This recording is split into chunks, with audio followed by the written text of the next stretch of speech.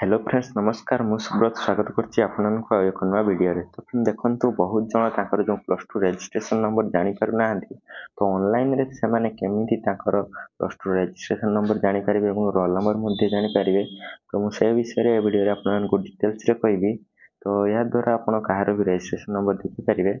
तो video start करिया पूर्व वीडियो को लाइक कर दियंतु, सांगा मानक सहित शेयर कर दियंतु एवं आपण जदि हम चैनल को नुआ अछंती चैनल को एबे सब्सक्राइब कर दियंतु आगु कोई बड़ी वीडियो देखियो ताई। तो चलो फ्रेंड्स आज रे वीडियो को स्टार्ट करनेबा। तो प्रथमे कौन करिवे ना फ्रेंड्स आपण साम्स वेबसाइट जो वेबसाइट रही सेठु आसे जा द्वारा आपण ऑनलाइन माध्यम रे समस्त रजिस्ट्रेशन बा निजर रजिस्ट्रेशन मध्ये देखि परिबे। तो प्रथमे आपण ए जो साम्स ओडिसा आपणकर वेबसाइट रही सेठु आसे सेठु आसला पर फ्रेंड्स ऊपर को स्क्रॉल करिवे। एठी आपण देखि परथे school and mass education under रे आपणकर गोटे लिंक दिया हिथो हायर सेकेंडरी बा प्लस 2 बोली लेखा थिवो। सेठी आपण क्लिक करनेबे। क्लिक कला पर फ्रेंड्स आपणकर किछि एबो इंटरफेस आसी जिवो।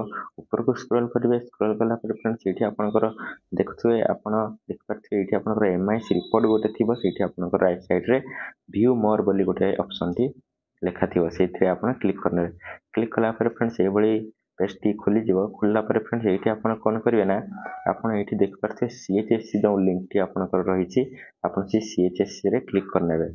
क्लिक कला पर फ्रेंड्स आपणकर जो प्रथम लिंक रही एग्जाम फॉर्म फिलअप स्टाटस से आपणकर ए जो सीएससी रिपोर्ट तले आपणकर एग्जाम फॉर्म फिलअप स्टाटस लिखा अछि से क्लिक करनेबे। क्लिक कला पर फ्रेंड्स एठी आपणकर फॉर्म तीनटी ऑप्शन आसीओ फॉर्म फिलअप वेरीफाइड आ अप्रूव्ड। आपण सिंपली कोन करिवे ना आपणकर अप्रूव्ड रे आपण क्लिक करिवे। अप्रूव्ड रे क्लिक कला पर फ्रेंड्स एठी आपणकर कोन ईयर रे आपण देखिया पय चाहछन बा कोन ईयर रे आपण एग्जाम देबे बा कोन ईयर रे आपण रजिस्ट्रेशन करिथिले से ईयर मारिबे एवं आपणकर एचएसएस टाइप कोन माने आपणकर जेमति जनरल ना आपणकर वोकेशनल एठी आपण चूज करिवे।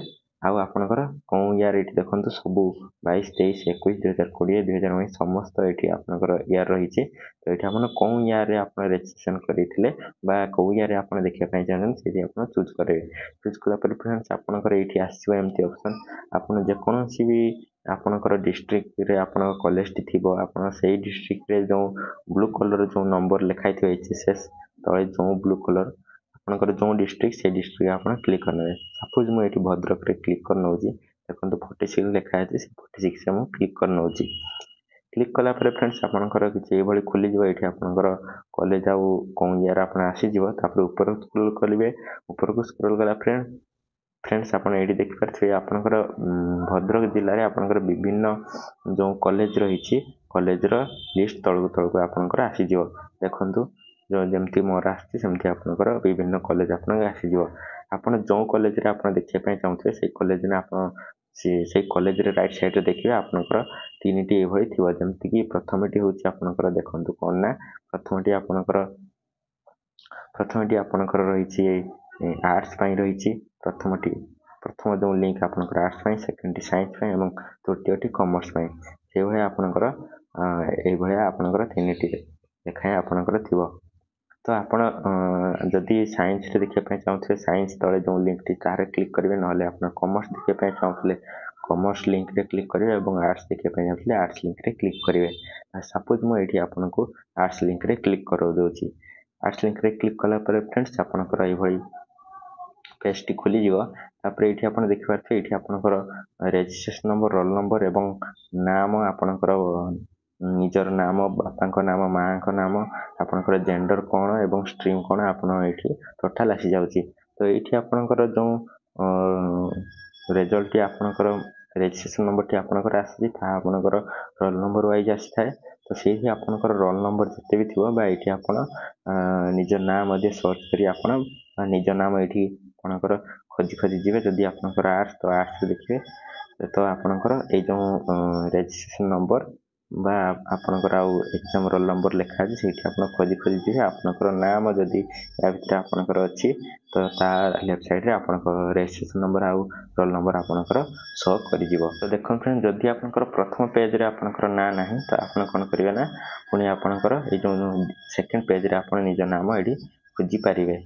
तो आपणकर एटा रोल नंबर वाइज रहिता। जदि आपण रोल नंबर माने अछि केते माने आपणकर एग्जाम रोल नंबर ताले आपण जेमति 36 37 38 39 40 रहिछि सेमति आपण रोल नंबर वाइज पळेबे। आपणकर ना सहज रे आपणकर ପାଇପାରିବେ ଏବଂ ନା ପାଇଲା ପରେ ତାର ରେଜିଷ୍ଟ୍ରେସନ୍ ନମ୍ବର ମଧ୍ୟ ଆପଣ ପାଇପାରିବେ। ତ ଏଇଭଳିଆ ଆପଣ ଯଦି ଦ୍ୱିତୀୟ ପେଜ୍ରେ ନାହିଁ ଆପଣ କ'ଣ କରିବେ ନା ଆପଣ ତୃତୀୟ ପେଜ୍ରେ ଆପଣ ସେହିପରି ଆପଣଙ୍କର ତୃତୀୟ ପେଜ୍ରେ ମଧ୍ୟ ଯାଇ ଆପଣ ଦେଖିପାରିବେ।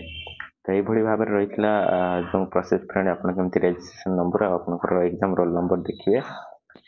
ତ ଆଶା କରୁଛି ଫ୍ରେଣ୍ଡସ୍ ଆପଣଙ୍କୁ ଭିଡ଼ିଓଟି ଭଲ ଲାଗିଥିବ। ତ ସାଙ୍ଗମାନଙ୍କୁ ମଧ୍ୟ ଭିଡ଼ିଓଟି ସେୟାର କରନ୍ତୁ, ଯାହାଫଳରେ ସାଙ୍ଗମାନେ ମଧ୍ୟ ଆପଣଙ୍କର କେମିତି ରେଜିଷ୍ଟ୍ରେସନ୍ ନମ୍ବର ଆଉ ରୋଲ୍ ନମ୍ବର ଦେଖିବେ ସେମାନେ ଜାଣିପାରିବେ। ତ ଯଦି ଏ ନେଇ କିଛି ଆଉ ଡାଉଟ୍ ରହିଛି ଆପଣ ମୋତେ କମେଣ୍ଟ ମାଧ୍ୟମରେ ଜଣାଇପାରିବେ, ମୁଁ ଆପଣଙ୍କୁ ରିପ୍ଲାଏ ଦେବି।